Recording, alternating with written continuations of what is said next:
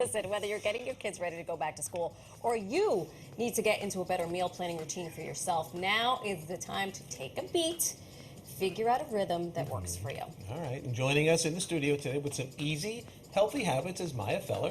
She's a registered dietitian and nutritionist. Maya, welcome to New York Living. Well, so great to see you. Good morning. Thank you for having me. So, help us. Well, before we get into nutrition, little known fact, she and I met through the screen in 2020. Through the screen. Through the screen, and this is the first time, like, she's an actual person. I'm actually, she's flesh nice to right be here. able to do My this hands are again? freezing. I'm a corpse. Yeah, I'm a little... I'm sorry. Let's hold hands and get through this nutrition together. Let's do this together. Okay, so back to school, healthy meals for all the people is tough to do. So how can we make the routine a little easier?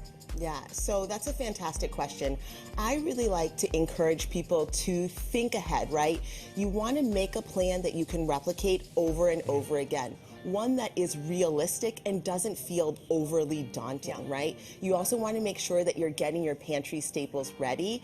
If you're going to make a sandwich and you wake up in the morning and you're like, I don't have any bread, your sandwich is not getting made, right? So it's like, you know, like it sounds simple, but it's true. It's so true. Also, my patients tell me things like, sometimes they put stickies on their door. Did you bring your lunch? Do you have your water bottle? These tiny reminders that we're out of that routine of following. Yeah. It's consistency that really leads to that. So what kind of tips can you give us for the little ones? Because their taste buds can be very finicky, and how do we get around that? Mine is always staging a hunger strike. Oh my goodness, 100%. Doesn't like anything green. No, my son was a vegetarian and now he's like a full-on carnivore, so I'm with you 100%. Wow, that's a transition. It's a huge transition. So I like to say get them involved, right? So kids really want to be autonomous, and what we can do is help them have that autonomy. Let them choose some of the items they want. Also, kids eat in color. Make the food fun, right? So think like blueberries, chocolate chips, cucumbers. Interesting combination, but they're like, wow. Oh, yeah. Exactly. They're totally into it. And give yourself some grace if you sprinkle some sugar on the grapefruit. Like my former mother-in-law was like, "You're putting sugar on that grapefruit?" I'm like, "Listen, Gloria. Yeah. He's gonna eat this grapefruit." Yeah, it can't feel like a punishment. Right. If food feels like a punishment to a child, you know they're going to turn their nose up and just not do it. Right. And the other thing is we want to model for our kids, right? So whoever the adult or caregiver is in the home, you want to model that positive nutrition behavior with them. Right.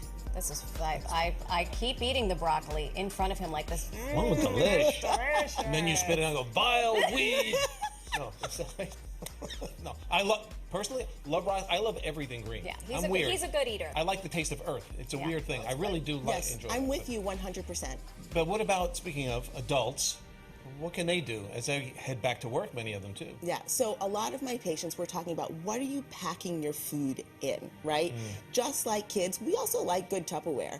Right. My water bottle is so cute. That's something that I look forward to. Okay, excuse me. Yes, I have to have a cute water bottle. Does it have a straw? It has a little straw. Does it have your name in calligraphy? Oh my goodness, I need one of those. Okay, I don't have that. I don't either, but we should go in on. Let's do it. The other thing is, like, for example, it keeps my cold beverages cold and my hot beverages hot, right? So it's these small things that make me want to actually use that utensil, right? The water bottle is great. I'm going to drink water throughout the day. If you're bringing a sandwich, if you're bringing soup, what does that Tupperware actually look like, and does it keep the food the temperature that you want it to be?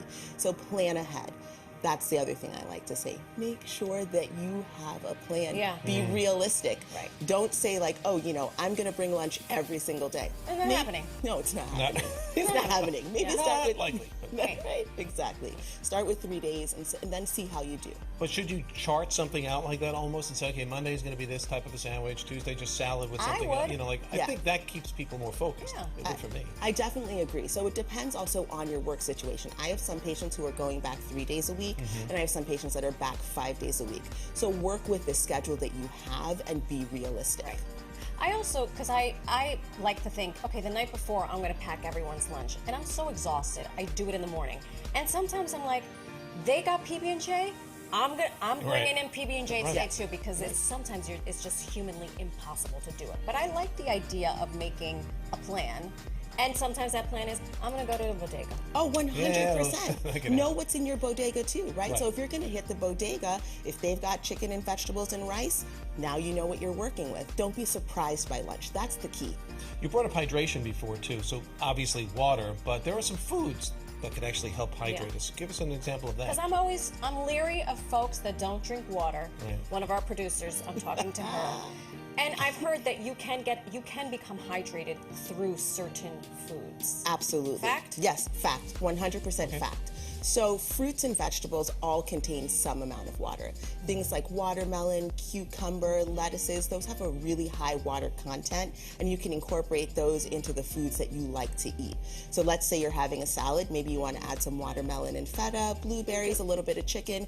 Now it's a little bit of hydration. Your animal proteins won't have any water content in them, so you're really going to lean into your fruits and your vegetables. Does a café bustelo hydrate? Does any coffee hydrate? Let me actually tell you. Oh no. Contrary to popular belief, Yes. She's got two fingers up. I know. Yes. Coffee is not the diuretic that we once thought that it No. was. Really? I know. See? It's more about the caffeine. So for people who are Liars. caffeine sensitive, don't tell them. They're tell fibbing. them. They are They fibbers. led us on the wrong road. Completely. So it's more about like if you're sensitive to the caffeine, you want to make sure that you're just having it at the top of your day and not at like 7 o'clock at night.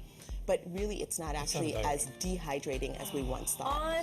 But I just lost a Maya, bet. thank you. I just lost a bet. Oh, well. Shucks. All right. What are you packing for lunch tomorrow? Okay, so actually, let me tell you what I packed this morning. So we did a sunflower seed, butter, and honey sandwich. We did hummus and carrots, and then also cherries. Show off. Hello. Well, That's balanced. She is the expert. That's perfect nutrition right Maya there. Feller, you are lovelier in person than you are through the screen. Thank you so much. I'm so thrilled to be here and see you both thank also you. in real life. Thanks for the information. Come back again, please. Absolutely, please. Get that sunflower seed hummus situation I going. kind of We like the need way that lunch sounded. tomorrow. I'm working on it. Sandwiches for everybody tomorrow.